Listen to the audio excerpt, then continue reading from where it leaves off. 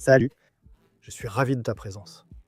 Comme tu le sais peut-être déjà, Anycubic a récemment annoncé leur tout nouveau Cobra 3 Combo, une imprimante 3D haute vitesse qui est accompagnée d'un séchoir à filament et qui imprime en multicolore. Et dans cette vidéo, nous allons jeter un premier coup d'œil à cette machine, essayer quelques impressions multicolores et voir ce qui distingue cet ensemble des autres produits qui arrivent maintenant sur le marché. Allons-y. Déballer et installer cette machine a été relativement facile. À cause du moteur de couleur Anycubic, ou ACE Pro, qui prend beaucoup de place dans la boîte, elle n'est en fait pas expédiée à plat comme les autres imprimantes, à plateau mobile. Mais il y a quand même pas mal de choses à installer, comme la tête d'outil, le système d'alimentation en filament, les tubes Bowden et tout ça. Je vais être honnête, quand j'ai déballé cette imprimante au début, j'étais un peu déçu. J'avais l'impression que c'était une machine vraiment dérivée, très similaire à d'autres machines qui sortent sur le marché. Honnêtement, je me suis dit, allez Anycubic, vous êtes une grande entreprise, vous ne pouvez pas faire quelque chose d'un peu plus innovant? Mais à mesure que je passais plus de temps avec cette machine, que j'imprimais des modèles de plus en plus complexes et que je voyais ce dont elle était capable, elle a vraiment commencé à me plaire. La première chose que j'ai imprimée sur cette machine était bien sûr le 3D Banshee. Après tout, je suis un citoyen respectueux des lois et j'ai vraiment été complètement choqué de voir un Banshee de 11 minutes et 13 secondes déjà présent dans la mémoire de la machine en sortie d'usine. Mais croyez-le ou non, c'est en fait un Banshee de 11 minutes et 30 secondes qui semble même respecter les règles du speedboat. Je pense même qu'il utilise peut-être 15% de remplissage au lieu de 10%. Comme vous pouvez le voir, le refroidissement de cette machine est insuffisant pour une impression à si grande vitesse de pièces aussi petites, mais honnêtement, ce n'est pas un test réaliste. Vous n'imprimeriez sans doute pas quelque chose d'aussi petit, aussi vite. Si nécessaire, vous ralentiriez pour ce type de pontage, sauf si vous vouliez rester sous un certain chiffre. Et je soupçonne qu'Anycubic essayait très délibérément de passer sous la barre des 12 minutes. La raison pour laquelle je précise que cette machine est techniquement capable d'imprimer un Banshee en 12 minutes, c'est simplement pour montrer à quel point elle est incroyablement rapide, au même niveau que les autres imprimantes les plus rapides du marché actuellement.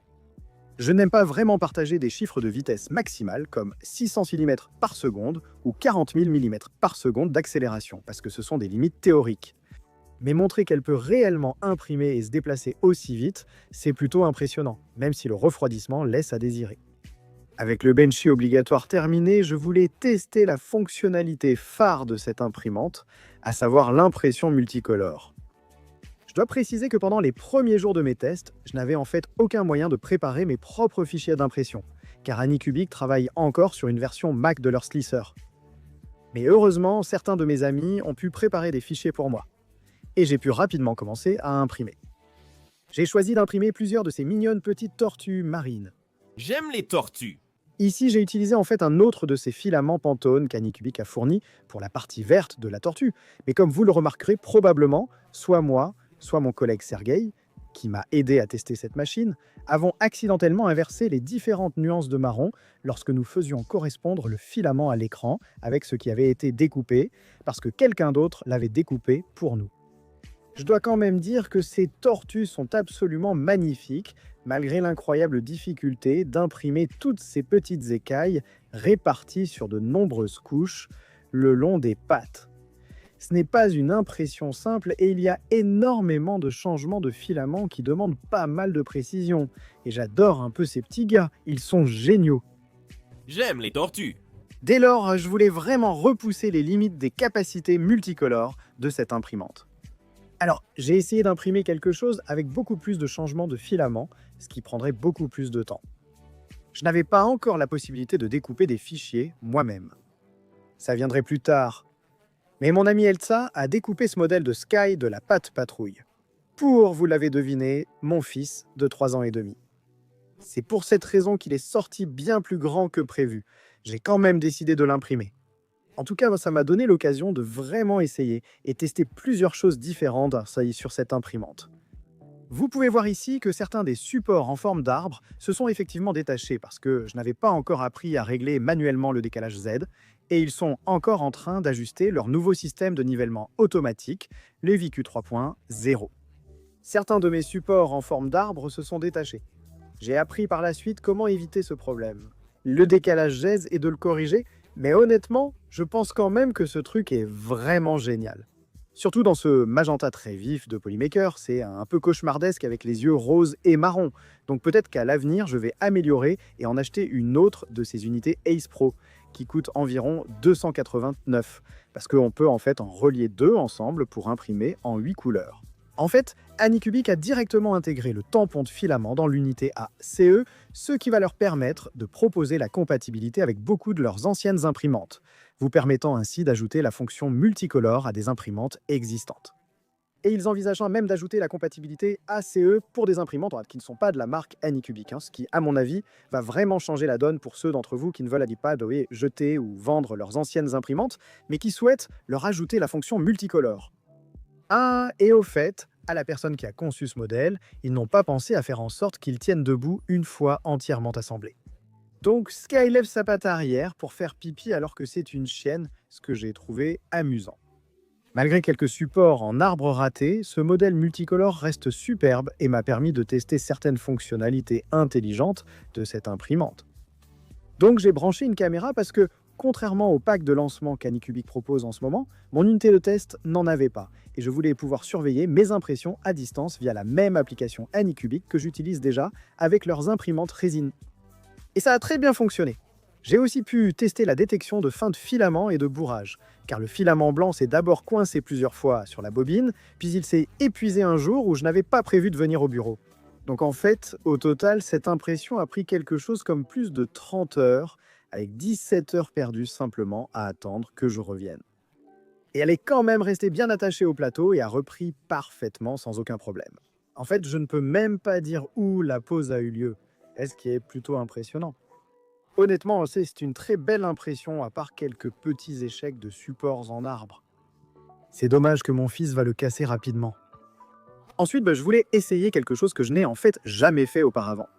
Vous voyez, comme vous le savez peut-être si vous êtes abonné à la chaîne depuis un moment, petit indice, le PETG et moi, on a une relation de haine. Je vis dans un climat où, comme vous pouvez le voir, l'humidité est d'environ 75% toute l'année. Et cela signifie qu'une bobine de PETG peut devenir complètement saturée d'eau, même lors d'une impression courte. Je ne suis pas non plus très assidu pour changer le dessicant sur mes autres systèmes multimatériaux. Donc inutile de dire que je n'ai jamais essayé l'impression multicolore avec du PETG auparavant. Tout simplement parce que, comment pourrais-je faire? Et c'est là que la Cobra 3 Combo brille vraiment. Vous voyez, cette unité multicolore discrète, l'As Pro, est en réalité un véritable séchoir à filament, vous permettant de sécher 4 bobines de filament, que l'imprimante soit à l'arrêt ou en cours d'impression. Et cela peut ne pas sembler être un gros avantage, mais gardez à l'esprit qu'Anycubic propose actuellement cette Cobra 3 Combo à un prix de lancement de seulement 449 $, soit 100 $ de moins que la combinaison d'imprimantes qui lui ressemble le plus. Et puis considérez le fait que le séchoir à filament Sunlu S4, le seul sur le marché capable de sécher 4 bobines de filament en même temps, coûte 159 $ de plus en supplément. Maintenant, tout à coup, cette combinaison d'imprimantes commence à paraître vraiment intéressante pour le prix. Bref, j'ai chargé un de mes 6 UTG Ocean CN de Sliceworks préférés et j'ai commencé à sécher le filament en prévision de l'impression. Malheureusement, le créateur de ce FreeMF avait activé le lissage.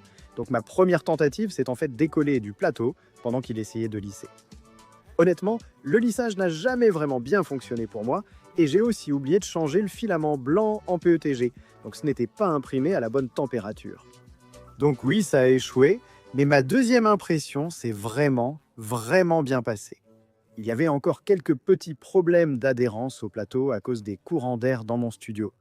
Et ça venait peut-être du fait que je n'avais pas encore réussi à régler parfaitement le décalage Z. Mais la prochaine fois, je pense que j'utiliserai simplement du Magigou ou un bordure pour bien fixer les pièces. Mais bon, dans l'ensemble, je dirais que c'est une impression PETG multicolore plutôt réussie. En gérant l'adhérence au plateau et en le réimprimant, je pourrais obtenir un résultat parfait. J'étais donc lancé à ce stade. Anycubic m'avait depuis envoyé leur profil de préversion très précoce pour Orca Slicer d'ailleurs. Ils prévoient d'ajouter une prise en charge complète pour Orca Slicer et Prusa Slicer, y compris la possibilité d'imprimer directement depuis le slicer, au cas où vous ne voudriez pas utiliser leur slicer propriétaire. Donc maintenant que j'avais ces profils préliminaires, j'ai enfin pu découper mes propres fichiers. Je n'avais pas encore de profil pour d'autres matériaux tels que le TPU ou l'acrylonitrile styrène acrylate. Ils arriveront ultérieurement. Mais je me suis demandé si je pourrais imprimer une grande pièce plate en acrylonitrile styrène acrylate sur cette imprimante au format ouvert.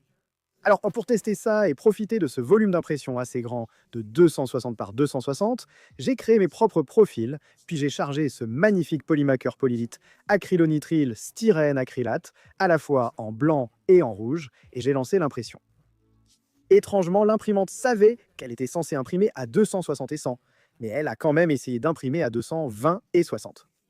Je pense que c'est probablement parce que j'utilise des profils bricolés à la fois pour l'imprimante et le filament, et je suis certain que c'est quelque chose qu'ils vont corriger avant que l'imprimante ne soit réellement envoyée aux utilisateurs.